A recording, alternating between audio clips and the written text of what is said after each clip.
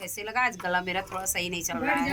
अब वो गला बताए दे। अब क्या करें भाई, गला नहीं सही चल रहा है। सही तो चल रहा है क्या? चल गावा। बेटी जन्म काहे दिहलाए दाता, दिह माई बाबू के छोड़ाई जी। बेटी जन्म काहे दिहलाए दाता, दिह माई बाबू के छोड़ाई जी। अपने निमाया का पकड़ई गटैया, छोड़े हूँ नाही छोड़ाई जी। अपने निमाया का पकड़ई गटैया, छोड़े हूँ नाही छोड़ाई जी।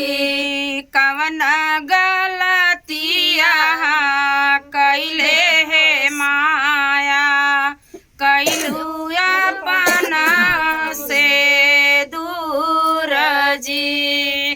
कवन गलतिया कैले है माया, दिलू अपना से दूर जी। हथवा का काड़ी के पापा समझाई, सुन बेटी बतिया हमार जी। हथवा पकड़ी के पापा समझाई, सुन बेटी बतिया हमार जी।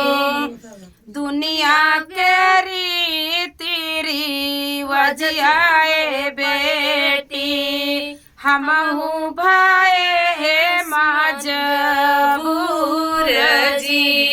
दुनिया के रीति रिवाज आए बेटी, हमहू भाई मजबूर जी। दुनिया के रिवाज आए बेटी, हमहू अज करे घरे जनमई दुई चार बिटियावा, धरती गरुआ होई जाई जी। करे घरे जनमई दुई चार बिटियावा, धरती गरुआ होई जाई जी। करे घरे जनमई दुई चार बेटाउना, बखरिया जोरा होई जाई जी। करे घरे जनमई दुई चार बेटाउआ, धरती गरुआ बखरिया जोरा होई जी।